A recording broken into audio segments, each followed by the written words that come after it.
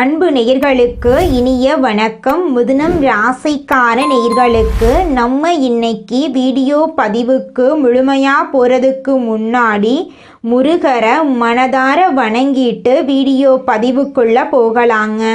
ஓ முருகா போற்றி, ஓ முருகா போற்றி, ஓ முருகா போற்றி, எனக்காக்கும் முருகனே போற்றி. நல்லதே நடக்கும், நல்லது மட்டும்தான் நடக்கும்.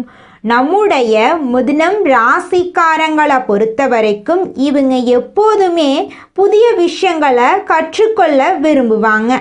இவங்களை பொறுத்த வரைக்கும் தான் மட்டும் நல்லா இருக்கணும் அப்படிங்கிற சுயநலம் கிடையாதுங்க.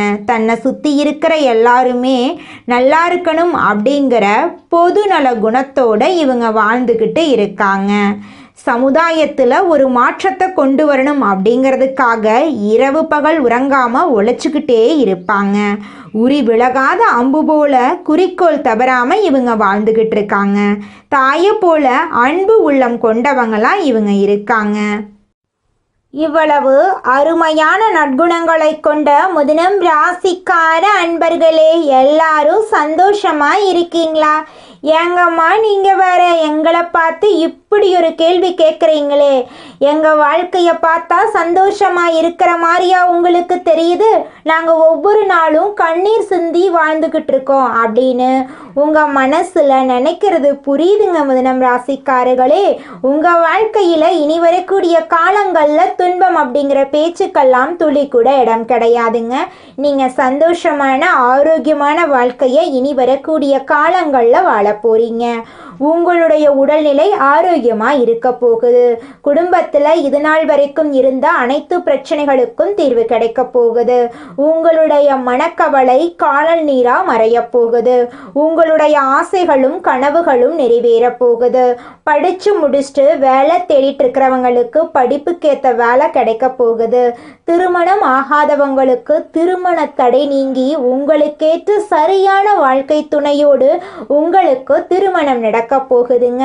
குழந்தை பாக்கியம் இல்லாதவர்களுக்கு குழந்தை பாக்கியம் கிடைக்க போகுதுங்க. பூர்வீக சொத்து ரீதியாக இருந்த அனைத்து பிரச்சனைகளுக்கும் தீர்வு கிடைக்க போகுதுங்க. உங்க வாழ்க்கையில சந்தோஷம் நிலைச்சிருக்க போகுதுங்க. உங்க வாழ்க்கையில இது நாள் வரைக்கும் இருந்த அனைத்து பிரச்சனைகளுக்கும் படிப்படியா தீர்வு கிடைக்க போகுதுங்க. ஜோதிட சாஸ்திரத்துல 3வது அமைந்துள்ள ராசி தாங்க நம்மளோட மிதுனம் ராசி.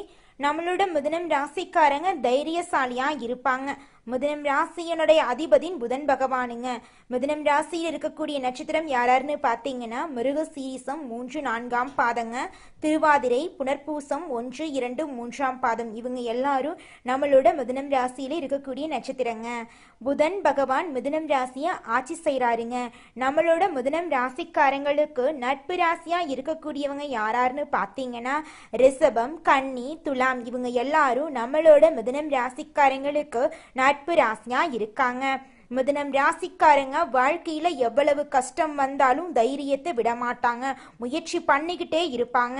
அடுத்தவங்க செய்ய முடியாதுன்னு ஒதுக்கி வச்ச காரியத்தை கூட அழகா திட்டம் தீட்டி அந்த காரியத்துல வெற்றி அடையக்கூடியவங்களா இருப்பாங்க. நம்மளோட மிதுனம் ராசிக்காரங்க எப்போதுமே சுறுசுறுப்பா இருப்பாங்க.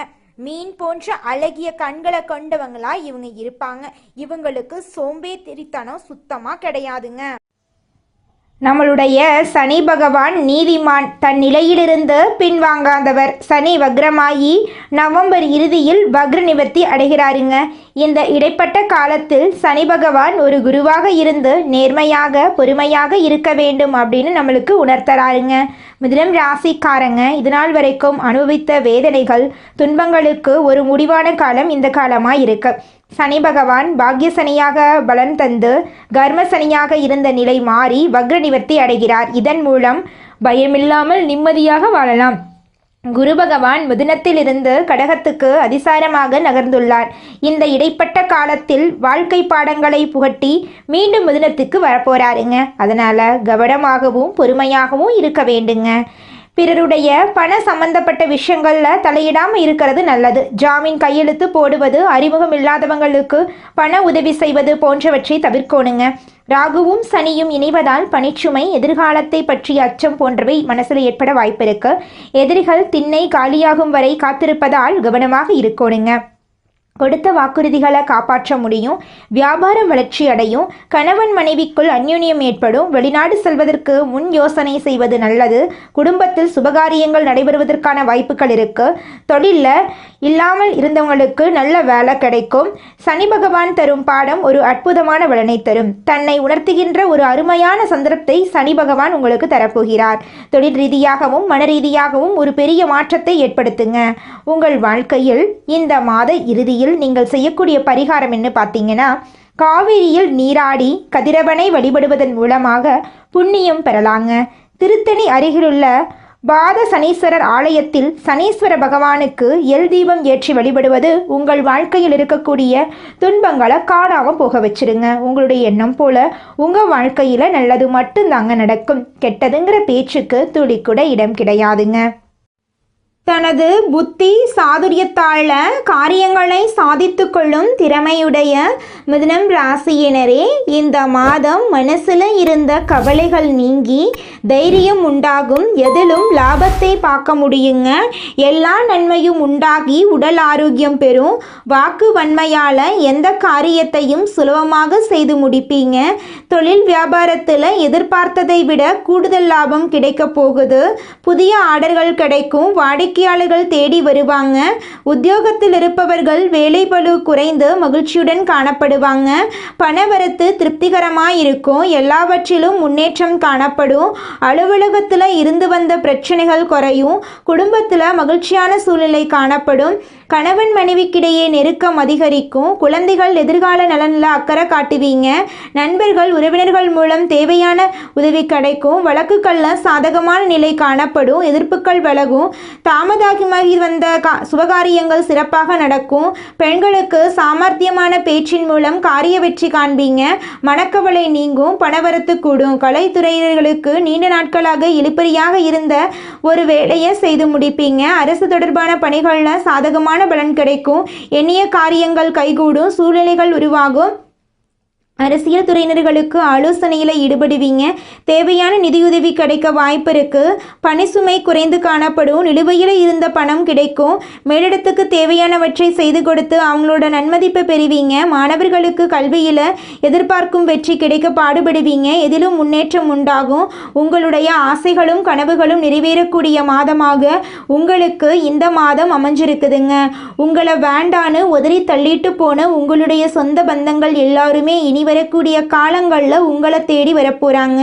உங்களுடைய குடும்பத்தில் சுபகாரியங்கள் அடுக்கடுக்காக நடக்க போகுதுங்க. உங்களுடைய ஆசைகளும் கனவுகளும் நிறைவேறக்கூடிய மாதமாக உங்களுக்கு இந்த மாதம் அமைஞ்சிருக்குதுங்க. குலதெய்வம் எங்கேயோ இருக்குது, என்னமோ இருக்குது அப்படிலாம் நீங்கள் நினைக்க வேண்டாங்க. நீங்கள் எங்கிருந்தாலும் ஒரு தீபம் ஏற்றி வச்சு அந்த தீப ஒளியில் தெய்வங்கள் இருக்கிறாங்க அப்படின்னு நினச்சி வழிபாடு செய்யுங்க. குலதெய்வமே தெரியாவிட்டாலும் வீட்டில் தீபம் ஏற்றி வச்சு ஏதாவது ஒரு நல்ல நாளில் குலதெய்வத்தை நினச்சி வழிபாடு செய்யுங்க. குலதெய்வ வழிபாடு குலம் காக்குங்க. குலம் தலைக்கும். முதல்ல குலதெய்வம், அப்புறம் இஷ்டப்பட்ட தெய்வம், அப்புறம் உங்களுக்கு விருப்பப்பட்ட தெய்வங்க. எந்த கோயிலுக்கு போனாலும் என்ன பண்ணாலும் ஏற்றமில்லை அப்படின்னு நீங்கள் சொல்லுவீங்க. தினமும் எந்திரிச்ச உடனே சூரிய பகவானை நமஸ்காரம் பண்ணுங்க. அவங்களுடைய அனுகிரகம் இருந்தா போதும். மற்ற கிரகங்கள் எல்லாம் சாதகமா இல்லைனா கூட பரவாயில்ல. அந்த சூரியனுடைய பிரகாசம் உங்க வாழ்க்கையவே பிரகாசமா மாத்திருங்க. அந்த வெளிச்சம் உங்களை வந்து சேருங்க. உங்க வாழ்க்கையில் இருக்கக்கூடிய கண்ணீரெல்லாம் கரைஞ்சு போயிருங்க. அடுத்ததாக நம்முடைய மிதுனம் ராசியில் இருக்கக்கூடிய ஒவ்வொரு நட்சத்திரக்காரர்களுக்கும் இந்த மாதம் எப்படி இருக்குன்னு பார்க்கலாங்க. நம்முடைய மிதுனம் ராசியில் இருக்கக்கூடிய முதல் நட்சத்திரம் மிருகசீரிசம். உங்களுக்கு இந்த மாதம் எப்படி இருக்குன்னு பார்க்கலாங்க. இந்த மாதம் குடும்பத்தில் மகிழ்ச்சி ஏற்படும். முயற்சிகளில் சாதகமான பலன் கிடைக்கும். பணம் சேரும். மற்றவர்கள் செய்ய தயங்கும் வேலையை செய்து முடித்து பாராட்டு கிடைக்க பெறுவீங்க. எண்ணியபடி செயல்களை செய்து காரிய வெற்றி காண்பீங்க. நண்பர்கள் மூலம் உதவிகள் கிடைக்கும். உங்களை வேண்டான்னு உதறி தள்ளிட்டு போன சொந்த பந்தங்கள் எல்லாருமே இனி வரக்கூடிய காலங்களில் உங்களை தேடி வர போகிறாங்க. திருமணம் ஆகாதவர்களுக்கு திருமணம் நடக்க போகுதுங்க. குழந்தை பாக்கியம் இல்லாதவர்களுக்கு குழந்தை பாக்கியம் கிடைக்க போகுதுங்க. பூர்வீக சொத்து ரீதியாக இருந்த அனைத்து பிரச்சனைகளுக்கும் தீர்வு கிடைக்க போகுதுங்க. உங்களுக்கு வர வேண்டிய பூர்வீக சொத்து உங்கள் கையில் வந்து சேரப்போகுதுங்க. நட்புக்கு நீங்கள் முக்கியத்துவம் தரக்கூடியவங்களாக இருக்க போகிறீங்க. அதே நேரத்தில் நண்பனுக்காக உயிரை கொடுக்க கூட நீங்கள் தயங்க மாட்டீங்க. அடுத்ததாக நம்முடைய மிதுனம் ராசியில் இருக்கக்கூடிய நட்சத்திரம் திருவாதிரை. உங்களுக்கு இந்த மாதம் எப்படி இருக்குன்னு பார்க்கலாங்க. இந்த மாதம் ஆன்மீக பணிகளில் ஈடுபாடு அதிகரிக்கும். விரும்பிய பொருட்களை வாங்கி மகிழ்வீங்க. திருமண முயற்சிகளில் சாதகமான பலன் கிடைக்கும். தொழில் வியாபாரத்தில் இருந்த இடையூறுகள் நீங்கும். வியாபார வளர்ச்சி பற்றிய சிந்தனை எழும்.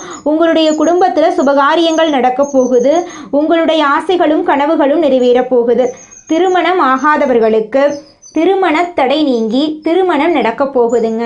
குழந்தை பாக்கியம் இல்லாதவர்களுக்கு குழந்தை பாக்கியம் கிடைக்க போகுதுங்க. பூர்வீக சொத்து ரீதியாக இருந்த அனைத்து பிரச்சனைகளுக்கும் தீர்வு கிடைக்க போகுது. உங்களுக்கு வரவேண்டிய பூர்வீக சொத்து உங்கள் கையில் வந்து சேரப்போகுது. உங்கள் வாழ்க்கையே இனி வரக்கூடிய காலங்களில் சொர்க்க வாழ்க்கையாக மாறப்போகுதுங்க.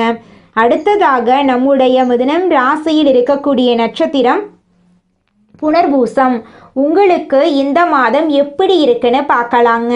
இந்த மாதம் எதிர்பார்த்த நிதி உதவி கிடைக்கும். உத்தியோகத்தில் இருப்பவர்கள் முன்னேற்றமான பலன் காண்பீங்க. புதிய வேலை பற்றிய சிந்தனை அதிகரிக்கும். சம்பள உயர்வு, பதவி உயர்வு கிடைக்கும். குடும்பத்தில் மகிழ்ச்சியான சூழ்நிலை கிடைக்கும். உங்களுடைய ஆசைகளும் கனவுகளும் நிறைவேறும். உங்கள் கையில் பணப்புழக்கம் அதிக அளவில் கிடைக்க போகுதுங்க. இது நாள் வரைக்கும் நீங்கள் ஒவ்வொரு நாளையும் பணங்காசு 4-5 பேர்கிட்ட கடன் வாங்கி வாழ்ந்திருப்பீங்க. ஆனால் இனி வரக்கூடிய காலங்களில் நீங்கள் 4-5 பேருக்கு பணங்காசு கடன் கொடுக்கக்கூடிய அளவுக்கு செல்வாக்கில் உயர்ந்த இடத்துக்கு போக போகிறீங்க. உங்களை வேண்டான்னு சொல்லிட்டு போன சொந்த பந்தங்கள் எல்லோருமே இனி வரக்கூடிய காலங்களில் உங்களை தேடி வர போகிறாங்க. உங்கள் வாழ்க்கையில் இந்த மாதம் மேலும் நல்லதெல்லாம் நடக்க நீங்கள் செய்யக்கூடிய பரிகாரம் என்னென்னு பார்த்தீங்கன்னா, உங்கள் வீட்டுக்கு பக்கத்தில் இருக்கக்கூடிய சிவபெருமான் ஆலயத்துக்கு போயிட்டு சிவபெருமான மனதார வணங்கிட்டு வாங்க. உங்கள் வாழ்க்கையில் இருக்கக்கூடிய அனைத்து பிரச்சனைகளும் காணாமல் போயிடும். உங்களுடைய எண்ணம் போல் உங்கள் வாழ்க்கையில் நல்லது மட்டும்தாங்க நடக்கும். உங்களுக்கு இந்த மாதம் அதிர்ஷ்டம் தரக்கூடிய கிழமைகள் ஞாயிறு, திங்கள். அதிர்ஷ்டம் தரக்கூடிய திசை தென்கிழக்கு, வடகிழக்கு. அதிர்ஷ்டம் தரக்கூடிய எண்கள் 6, 7. அதிர்ஷ்டம் தரக்கூடிய மலர்கள் மல்லிகை மலர், முல்லை மலர். உங்கள் வாழ்க்கையில் இந்த மாதம் நல்லது மட்டும்தாங்க நடக்கும். உங்களுடைய எண்ணம் போல நல்லது தாங்க நடக்கும். கெட்டதுங்கிற பேச்சுக்கெல்லாம் துளி கூட இடம் கிடையாதுங்க. இந்த உலகத்துல யாருங்க கோடீஸ்வரன்? கோடி கோடியா பணம் வச்சிருக்கிறவங்களா, பிடிச்ச உணவுகளை சாப்பிட்றவங்களா, பிடிச்ச உறவுகள் கிட்ட பேசுறவங்களா? இதுல யாருமே கோடீஸ்வரன் கிடையாதுங்க. யார் ஒருத்தவங்க நோய் நொடி இல்லாம மனக்கவலை இல்லாம நிம்மதியா தூங்குறாங்களோ அவங்க தாங்க இந்த உலகத்திலேயே சிறந்த கோடீஸ்வரன். அப்பேற்பட்ட கோடீஸ்வரன் ஆகக்கூடிய யோகம் உங்களுக்கு இந்த மாதம் அமைஞ்சிருக்குதுங்க. உங்க வாழ்க்கையில இனி வரக்கூடிய காலங்கள்ல கவலை, கண்ணீர் அப்படிங்கிற பேச்சுக்கெல்லாம் துளி கூட இடம் கிடையாதுங்க. இது நாள் வரைக்கும் உங்களுடைய மனசில் இருந்த மனக்கவலைகள் எல்லாம் இனி வரக்கூடிய காலங்கள்ல காணாம போக போகுதுங்க. நீங்க சந்தோஷமான ஆரோக்கியமான வாழ்க்கைய இனி வரக்கூடிய காலங்கள்ல வாழ போறீங்க. உங்க வாழ்க்கையில சந்தோஷம் நிலைச்சிருக்க போகுதுங்க. மிதுனம் ராசிக்காரர்களே, நீங்கள் உங்கள் வாழ்க்கையில் முக்கிய முடிவுகள் எடுக்கும்போது கவனமாக இருக்கணுங்க.